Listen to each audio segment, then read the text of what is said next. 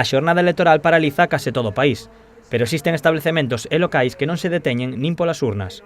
É o caso dos salóns de peiteado e os centros de estética que esta fin de semana aumentan o seu traballo debido ás comuñóns. Pois atópome que o domingo que estamos en plenas comunións, cando me topo coa sorpresa de que me chaman para a mesa electoral. Bueno, o domingo xa non abriremos, sacaremos o traballo sábado o máximo posible e se hai alguén que teña que retocarse o domingo, pois virá a miña empleada, porque claro, eu non me podo negar a estar na mesa electoral.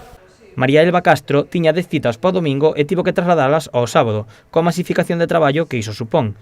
Nesta situación atópase tamén máis compañeiras. Sí, conozco unha chica que ten un centro de estética que creo que está na mesma, se non está na mesma mesa que a min, no mesmo colexio electoral, que é de Ribadumia, se chama Yasmina, e tamén ten un problemón porque claro, que ao final ela non sei se cerrará, se encontraría outra persona, pero vamos, que na mesa electoral ten que estar.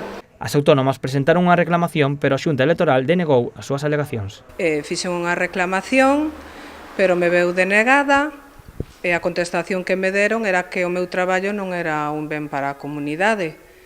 Pero, bueno, eu supoño que podrían haber chamado a algún suplente, ter en conta a nosa situación, que tiñan que ter en conta estes casos, non é por un capricho, é por un traballo.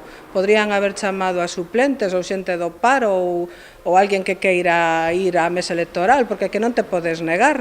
Eu estou defendendo o meu traballo, non estou facendo outra cousa. María asegura que ter que pechar o domingo causaralle perdas, xa que moitas clientas prefiren ir ao propio día da celebración a peitearse.